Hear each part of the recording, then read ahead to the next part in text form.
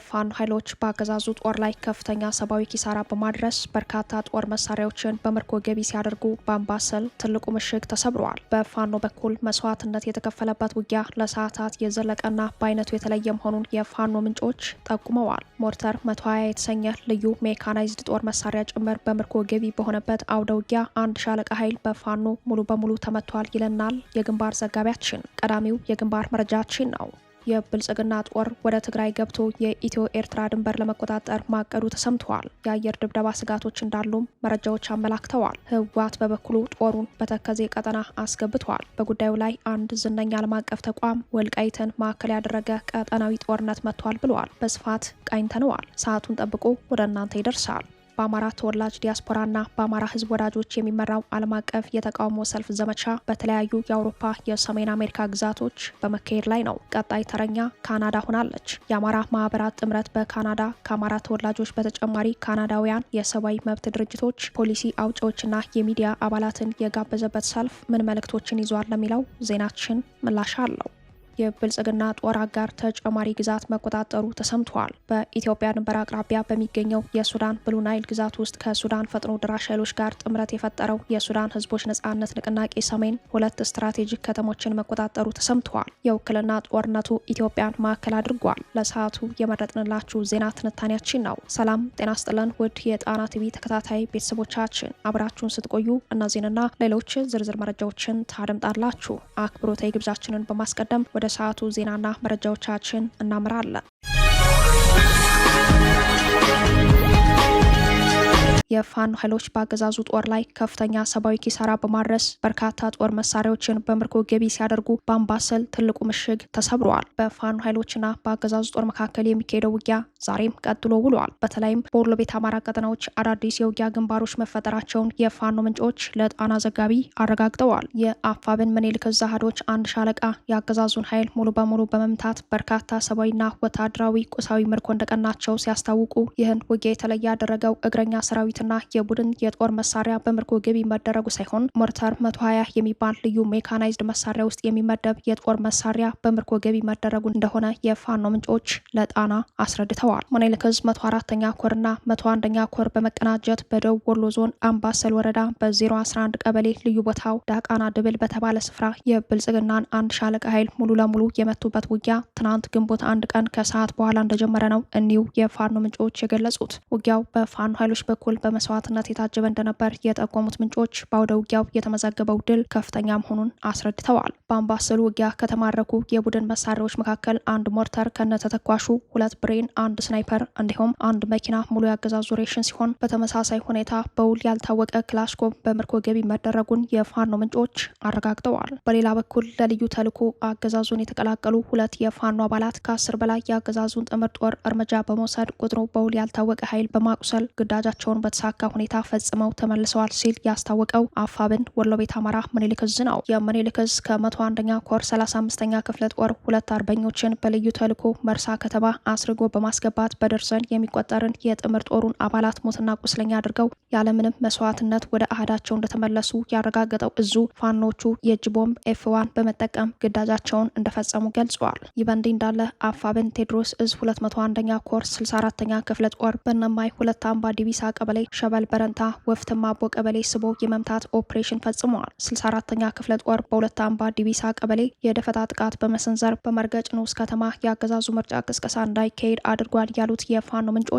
በዚህ የማጥቃት እርምጃ በነማይ ወረዳ የትመን 01 ንዑስ ከተማ ወደ ቢቸና ከተማ በጉዞ ላይ የነበሩ በ2 ፓትሮል የተጫኑ የአገዛዙ ሰራዊት አባላት ላይ እርምጃ በመውሰድ በሁለቱም ፓትሮሎች ላይ ጉዳት ደርሷል ነው ያሉት። አድማጭ ተመልካቾቻችን በወሎ ቤት አማራ የዋለውን ከባድ ውጊያና አሁናዊ አፍላይ ውጊያ መረጃዎችን የግንባር ዘጋቢያችን እንደሚከተለው ያቀርብልናል። ሰላም ጤና ይስጥልን አድማጭ ተመልካቾች እንደምንዋላችሁ። ወደ ሰዓቱ የግንባር ዜና ስናመራ በወሎ ቤት አማራ በአምባሰል ተራሮች አንድ ሬጅመንት ሙሉ የአገዛዙ ኃይል የተወገደበት አውደ ውጊያ ተከናውኗል። የሚኒልክ ዕዝ አሃዶች አንድ ሻለቃ የአገዛዙ ኃይል የደመሰሱበትና በርካታ እግረኛ ሰራዊት የተማረከበት፣ በርካቶች ቁስለኛ የሆኑበት ሞርታርና በርካታ የቡድን መሳሪያ እንደዚሁም የነፍስ ወከፍ መሳሪያ የተማረከበት ድል ተጎናጽፈዋል። የሚኒልክ ዕዝ 104ኛ ኮር እና 101ኛ ኮር በቅንጅት በአገዛዙ ሰራዊት ላይ በደቡብ ወሎ ዞን አምባሰል ወረዳ 011 ቀበሌ ልዩ ቦታው ዳቃና ድብል በተባለ ስፍራ ያገዛዙ አንድ ሻለቃ ኃይል ሙሉ በሙሉ መደምሰሳቸውን ተገልጸዋል።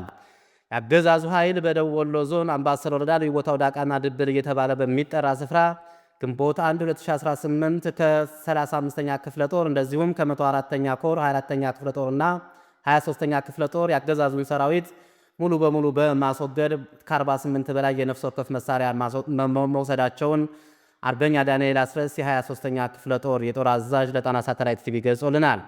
በዚህ አውደ ውጊያ ከተማረኩት የቡድን መሳሪያዎች መካከል አንድ ሞርታር ከነተተኳሹ፣ 2 ብሬን፣ 1 ስናይፐር እንደዚሁም 1 ሙሉ መኪና ያገዛዙ ሬሽን የተማረከ ሲሆን ቁጥሩ በርካታ የሆነ ክላሽንኮቭ መሳሪያም ገደል እየገባ በአሁኑ ሰዓትም በርካታው እየተለቀመ መሆኑንም ማረጋገጥ ተችሏል።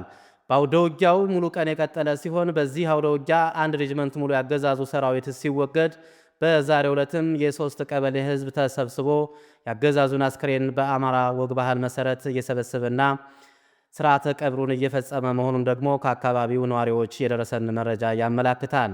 አጠቃላይ በሚኒሊክ ዕዝ ዛሬም በዚሁ አካባቢና በበሽሎ ወንዝ ተፋሰስ በሰሜን ወሎ እንደዚሁም በምዕራብ ወሎ ቀጠናዎች አገዛዙ ከሰሞኑ ከፍተኛ ሰራዊት በማስገባት ከገጠር ቀበሌዎች የገባ ሲሆን በዛሬው ዕለት መልሶ እየለቀቀና ያገዛዙ ኃይልም በበርካታ ቦታዎች ላይ እየተመታ መሆኑንም የሚኒሊክ ዕዝ የግንባር መረጃ ያመላክታል። ለጥንቅሩ ተስፋዬ ልሳኑ ነኝ ከዛው ከትግሉ ሜዳ።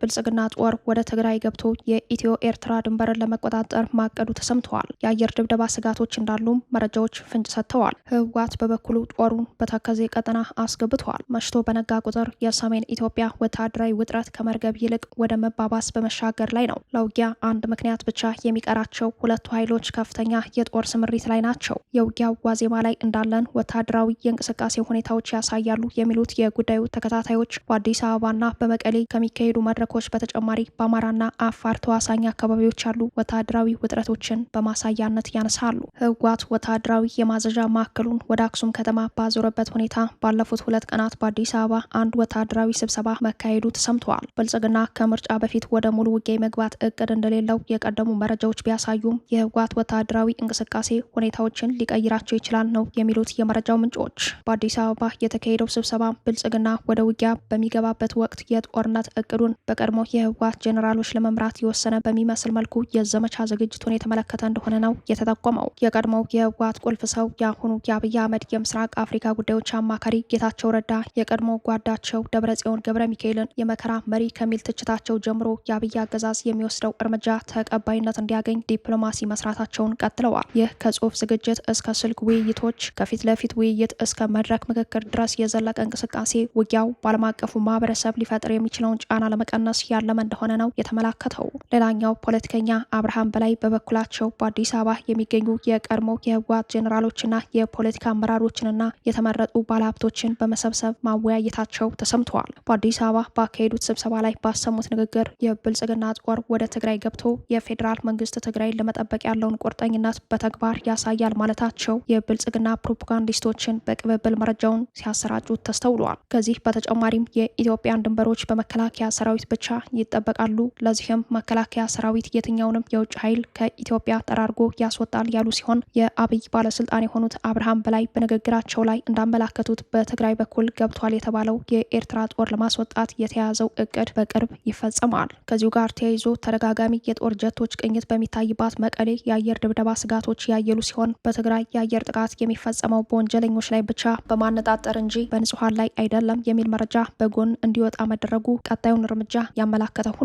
በጉዳዩ ላይ አስተያየታቸውን የሰነዘሩ ሌሎች ወገኖች በበኩላቸው ብልጽግና ወደ ሙሉ ግንባር ውጊያ ከመግባት ይልቅ አሜሪካ በኢራን ላይ እንደፈጸመችው ቁልፍ አመራሮችና የወታደራዊ ሎጂስቲክና ወሳኝ አቅሞች ላይ ያተኮረ የአየር ድብደባ በመፈጸም የማዳከም ስራ ሊሰራ እንደሚችል ቀጣዩን ጦርነት ይተነብያሉ። በዚህ መሰሉ የማዳከም ስልት አጥፍቶ ጠፊ ድሮኖችን ጨምሮ ተልኳቸውን አሳክተው የሚመለሱ ድሮኖችና የጦር ጀቶች ጥቅም ላይ ሊውሉ እንደሚችሉ የሚገምቱት የጉዳዩ ተከታታዮች ህወሓት መለስተኛ ድሮኖችን ታንኮችን ታጥቋል፣ በመቀሌ ተራሮች ጸረ ድሮን መሳሪያዎችን ተክሏል፣ ለዚህም የውጭ ኃይሎች ድጋፍ አለው የሚለውን መረጃ በቀላሉ አይመለከቱትም። ይህ በእንዲህ እንዳለም ህወሓት ከፍተኛ ጦሩን ወደ ተከዜ ቀጠና ማስገባቱን ለጣና በደረሳት መረጃ ላይ ተመላክተዋል። በወታደራዊ መረጃው ላይ እንደተመላከተው የህወሓት ታጣቂዎች ከሽሬ ወደ እንደ አባጉና ከሽሬ ወደ ተከዜ ቀጠና እንቅስቃሴ አድርገዋል። መድፍና አየር መቃወሚያ የጫኑ ተሽከርካሪዎች ከተንቤን ወደ ሽሬ ቀጠና የተንቀሳቀሱ ሲሆን በአመዛኙ የከባድ መሳሪያ ተኩስ ልምድ ያላቸው የህወሓት ወታደራዊ አቅሞች በዚህ ግንባር መሰለፋቸውን የጣና ወታደራዊ ምንጮች አመላክተዋል። ዓላማው ከጠለምት እስከ ወልቃይት አዲጎሹ ባለው ቀጠና ውጊያ መክፈት ነው የሚሉት የመረጃው ምንጮች ከዚህ ቀደም የሰራዊት እንቅስቃሴ ቢኖርም ይሄኛው መጠኑ ከፍ ያለ መሆኑን ነው ለጣቢያችን ያስረዱት። በጉዳዩ ላይ ተጨማሪ ወታደራዊ መረጃ ወጣው። ታዋቂው የዓለም አቀፍ ግጭት መከታተያ ተቋም አክሌድ የቀጠለው የህወሓት የስልጣን ሽኩቻና መፈንቅለ ስልጣን እንዲሁም በወልቃይት የሚደረገው ወታደራዊ ቅኝት ኢትዮጵያን ወደማያልቅ ቀጠናዊ ጦርነት ሊከታት እንደሚችል በመጥቀስ አስጠንቅቋል። የህወሓት መፈንቅለ ስልጣን ለጦርነቱ መቀስቀስ ምክንያት ሊሆን እንደሚችል የጠቀሰው ተቋሙ ህወሓት ከኤርትራ ጋር ያለውን ግንኙነት እንደ አዲስ ለመቃኘት የሚያደርገው ጥረት የፌዴራል መንግስቱን ትዕግስት መለኪያ ስትራቴጂ አድርጎታል ብሏል። የዚህ አዲሱ ውጥረት ማዕከል የሆኑት ጄኔራል ታደሰ ወረደ ከቀድሞ ፕሬዚዳንት ጌታቸው ረዳ በተለየ መልኩ ጠንካራ ወታደራዊ ተሰሚነት ያላቸው መሪ ብሏቸዋል። ጄኔራሉ ቲዲኤፍ የተባለውን ወታደራዊ ኃይል የማንቀሳቀስ አቅም ያላቸው ቢሆንም ስልጣን ለህወሓት አሳልፎ ለመስጠት ፈቃደኛ አለመሆናቸው የህወሓት ወታደራዊ ክፍፍል አደገኛ ትርጉም እንዲይዝ እያደረገው መሆኑን ተቋሙ በመረጃው አመላክተዋል። አርመድ ኮንፍሊክት ሎኬሽን ኤንድ ኢቨንት ዳታ ፕሮጀክት በምህጻረ ቃሉ አክሌድ ወታደራዊ መረጃውን ሲቀጥል በህወሓት ደጋፊዎችና በጊዜያዊ አስተዳደሩ መካከል ያለው ፍጥጫ ወደ ይፋዊ የእርስ በርስ ግጭት ሊያመራ የሚችልበት እድል ሰፍቷል ይላል። አክሎም ጄኔራል ታደሰ ወረደ የሚያሳዩት ተቃውሞና በህወሓት በኩል ያለው የስልጣን ጥማት ክልሉን በሁለት ወታደራዊ ኃይሎች መካከል ለሚደረግ ደም አፋሳሽ ፍልሚያ አጋልጦታል ይላል። ይህ ሁሉ ሽኩቻ በቀጠለበት ሁኔታ የህወሓት ታጣቂዎች ከየካቲት 2026 ጀምሮ ወደ ወልቃይት አቅራቢያ መጠነ ሰፊ ወታደራዊ እንቅስቃሴና የኃይል ቅኝት እያደረገ መሆኑን ዓለም አቀፉ ተቋም አክሌድ ማረጋገጫ ሰጥቷል። ተቋሙ ለወልቃይቱ የህወሓት ዘመቻ በትግራይ ውስጥ የሚካሄደው ከፍተኛ ወታደራዊ ምልመላ ወጣቶች አካባቢያቸውን ጥለው ወደ አዲስ አበባና ሌሎች አካባቢዎች እንዲሰደዱ ምክንያት መሆኑን ተንትኗል። ህወሓት ከትግራይ ድጋፍ ለማግኘት ሲል ወልቃይትን ዋነኛው ካርድ አድርጎ ቀጥሏል ብሏል። የህወሓት አደገኛ አካሄድ ብልጽግናን ለክበባ ይስባል ያለው ተንታኙ በተለይም ጄኔራል ታደሰ ወረደን ማዕከል ያደረገ የእርስ በርስ ግጭት ከተቀሰቀሰ የፌዴራል መንግስት በቀጥታ የክበባ ስትራቴጂ ይከተላል ብሏል። እርምጃው ከተወሰደም ህወሓትና ብልጽግና ወደ ሙሉ ጦርነት መግባታቸው እንደማይቀር በአክሌድ የምስራቅ አፍሪካ ከፍተኛ ተንታኝ ዶክተር ጃላላይ ጌታቸው ብሩ የተዘጋጀው ትንታኔ አመላክተዋል።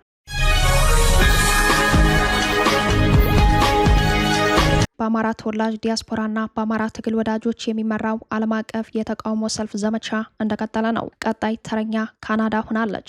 የካናዳ አማራ ማህበራት ጥምረት የጦር ወንጀለኛው የብልጽግናው አገዛዝ በአማራ ህዝብ ላይ የሚያደርገውን የዘር ማጥፋትና የሐሰት የምርጫ እቅድ የሚያወግዝ ሰላማዊ ሰልፍ በካናዳ ዋና ከተማ በኦታዋ ጠራ። የማህበራት ጥምረቱ ለጣና በላከው ማብራሪያ ላይ እንዳመላከተው ሰልፉ የብልጽግናው አገዛዝ በአማራ ህዝብ ላይ እየፈጸመ ያለውን የዘር ማጥፋት ጦርነት በመቃወምና ሊያካሄድ ያቀደውን ምርጫ ቅቡልነት ለማሳጣት ያለመ ነው። በዘር ማጥፋት መካከል ምርጫ የለም በሚል መሪ ቃል የተዘጋጀው ይህ ታላቅ ሰልፍ የአገዛዙን አፋኝ እርምጃዎች ለዓለም አቀፉ ማህበረሰብ በይፋ ለማጋለጥ ያለመ መሆኑን ከአዘጋጆቹ ሰምተናል። የካናዳ አማራ ማህበራት ጥምረት ባወጣው መግለጫ አገዛዙ በአማራ ህዝብ ላይ የዘር ማጥፋት ጦርነት እያካሄደ ባለበት ሁኔታ በኢትዮጵያ ውስጥ ነጻና ፍትሐዊ ምርጫ ሊካሄድ እንደማይችል አስታውቋል። የአማራ ማህበራት ጥምረት በካናዳ ከ14 በላይ ድርጅቶች ጥምረት ሲሆን ሰልፉን የጠራው ለቅዳሜ ግንቦት 8 2018 ዓ.ም በአውሮፓውያኑ የዘመን ቀመር ሜይ 16 2026 በኦታዋ ካናዳ ዋና ከተማ ሲሆን ከጠዋቱ 10 ሰዓት ኤኤም እስከ 2 ሰዓት ፒኤም እንደሚካሄድ የሰልፉ መዳረሻ ፓርላማ በር ዊሊንግተን ጎዳና እንደሆነ ገልጸዋል። በዚህ ሰላማዊ ሰልፍ መላው አማራና የአማራን ትግል የሚደግፉ ኢትዮጵያውያን፣ ካናዳውያን፣ የሰብአዊ መብት ድርጅቶች፣ ፖሊሲ አውጪዎችና የሚዲያ አባላት እንዲገኙና በዘር ጥቃት ከተጎዱ ወገኖቻችን ጎን እንዲቆሙ ሲል የአማራ ማህበራት ጥምረት በካናዳ ጥሪውን አቅርበዋል። የሰልፉ ዋና ዓላማ የአብይ አህመድ አገዛዝ በኢትዮጵያ ውስጥ በአማራ ላይ በኦርቶዶክስ እምነት ተከታዮች ላይ ስለሚፈጽመው የዘር ማጥፋትና ስርዓታዊ ጥቃት ግንዛቤ ለመስጠት ብሎም በዓለም አቀፍ ማህበረሰብ ተቀባይነት ለማግኘት በአሁኑ ሰዓት ያቀደው የሐሰት የምርጫ ሂደት በአማራና በኦሮሚያ ክልሎችና በሌሎችም የሀገሪቱ ክፍሎች ውስጥ ሰፊ ጦርነት፣ የድሮን ጥቃቶች፣ የጅምላ መፈናቀል፣ ፖለቲካዊ ጭቆናና ከባድ የሰብአዊ መብት ጥሰቶች የሚካሄዱበት የታቀደ በመሆኑ የካናዳ መንግስት ይህንን እቅዱን እንዲያወግዝና እርምጃ እንዲወስድ ለመጠየቅ እንደሆነ ለጣና በደረሳት ማብራሪያ ላይ ተመላክቷል። ሰልፉ ከመላው ካናዳ የሚመጡ የማህበረሰብ መሪዎችን፣ የሰብአዊ መብት ተሟጋቾችንና ደጋፊዎችን በአንድ ላይ በማሰባሰብ አፋጣኝ ዓለም አቀፍ ትኩረትና እርምጃ እንዲወሰድ ጥሪ ያቀርባል ያሉት የሰልፉ አዘጋጆች በዚህ ሰላማዊ ሰልፍ የጠቅላይ ሚኒስትር ማርክ ካርኒ መንግስት በብልጽግናው አገዛዝ ላይ ከአማራ ዘር ማጥፋትና ከጦርነት ወንጀል ተጠያቂነት አኳያ ጠንካራ እርምጃዎችን እንዲወስድ ይጠይቃል ብለዋል። በተለይ የአብይ አህመድ አገዛዝ በአማራ ላይ ተጨማሪ ግፍ ለመፈጸም የሚያስችሉ የጦር መሳሪያዎችንና ድሮኖችን ለመግዛት የሚያስችለውን ማንኛውንም ድጋፍ እንዲያቆም፣ በምትኩ ማንኛውንም በሲቪል ህዝብ ላይ ሊከሰት የሚችል ጉዳትና የዓለም አቀፍ የህግ ጥሰት ለመከላከል ጥብቅ የቁጥጥር ስርዓቶች በሚደረግባቸው ፕሮጀክትና ሰብአዊ የሆኑ ድጋፎችን ማዕከል ያደረገ ብቻ እንዲሆን፣ በተጨማሪም በአማራ ህዝብ ላይ ከሚካሄደው የአገዛዙ የዘር ማጥፋት ጦርነት ጋር በተያያዘ ቀጣይ የዓለም አቀፍ ህግ ጥሰቶች ላይ የስጋት መግለጫ እንዲያወጣ፣ አገዛዙም በክልሉ ውስጥ ጦርነት እንዲያቆም፣ የፖለቲካ እስረኞችን እንዲፈታ፣ የመገናኛ መቋረጦችን እንዲያነሳና በመናገር ነጻነት ላይ የተጣሉ ገደቦችን እንዲያስወግድ ግፊት እንዲያደርግ ጥሪ እንደሚቀርብለት የካናዳ አማራ ማህበራት ጥምረት ለጣና በላከው ማብራሪያ ላይ አመላክተዋል።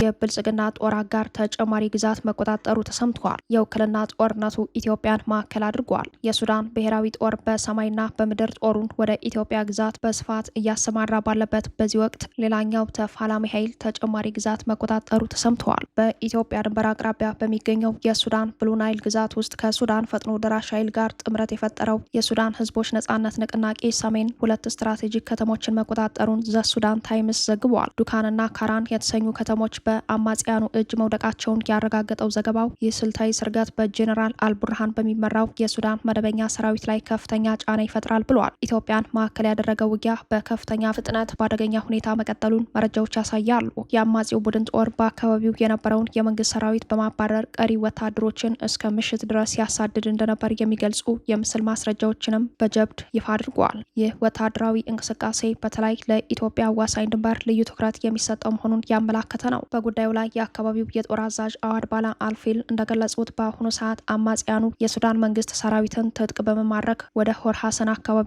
እየገሰገሱ ይገኛሉ። በጆሴፍ ቱካ የሚመራው የፈጥኖ ደራሽ ኃይሉና የሱዳን ህዝቦች ነጻነት ንቅናቄ ሰሜን ጥምረት ካለፈው መጋቢት ወር ጀምሮ ስልታዊ ጠቀሜታ ያላቸውን ከ10 በላይ አካባቢዎች መቆጣጠሩን መረጃዎች ያመላክታሉ። በዚህ መልክ ወደ ኢትዮጵያ ተስቦ የገባው ውጊያ በደቡብ ምስራቅ ሱዳን ያለውን የኃይል ሚዛን ሙሉ በሙሉ እየቀየረው ይገኛል። በጀኔራል አልቡርሃን የሚመራው የሱዳን መንግስት የተፋላሚውን ግስጋሴ ለመግታት የሱዳን ጋሻ ኃይሎችና የህወሓት ቅጥረኛ ተዋጊዎችን ጨምሮ ተጨማሪ ወታደራዊ ኃይል ወደ አካባቢው አሰማርተዋል። የብልጽግናው አገዛዝ በበኩሉ የተባበሩት አረብ ኤምሬትስ መሳሪያን ለጦር አጋሩ የሱዳን ፈጥኖ ደራሽ ኃይል በማቃበልና ወታደራዊ እገዛ በማድረግ የኢትዮጵያን ብሔራዊ ተጋላጭነት ከፍ አድርጎታል። በኢትዮጵያ ድንበር አቅራቢያ እየተፋፋመ የመጣው ጦርነት በቀጠናው ላይ የዲፕሎማሲያዊ ውጥረት ፈጥሯል። የሱዳን ወታደራዊ መንግስት ብልጽግና በብሉ ናይል ግዛት ውስጥ ለሚንቀሳቀሰው ለተፋላሚ የፈጥኖ ደራሽ ኃይልና ለጥምረቱ የሎጂስቲክ ድጋፍ እያደረገ ይገኛል የሚል ክሱን ቀጥሏል። ውጊያው በኢትዮጵያና ሱዳን መካከል ያለውን ብሔራዊ የደህንነት አደጋ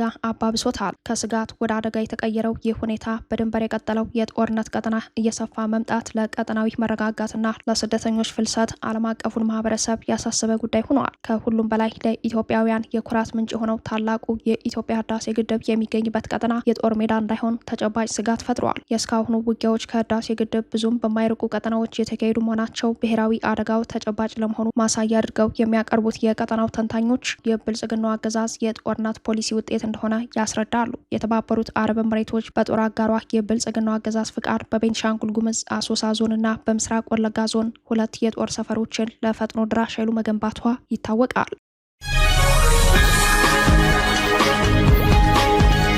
ክቡራትና ክቡራን ቤተሰቦቻችን ለሰዓቱ የተሰናዱት መረጃዎቻችን የተከታተሏችኋቸውን ይመስሉ ነበር። አብራችሁን ስለቆያችሁ ልባዊ ምስጋናችን ይድረሳችሁ እያልን የጣና ቲቪ ወቅታዊ ዜናዎች፣ ትንታኔዎችና ልዩ ልዩ ፕሮግራሞች እንዲደርሷችሁ ቻናላችን ሰብስክራይብ በማድረግ ቤተሰብ ይሁኑ። በተሳትፎ የትግል ሚዲያው እንዲያጠናክሩ ጥሪያችን አቀርባለን። ጣና ቲቪ ከሀቅ ጋር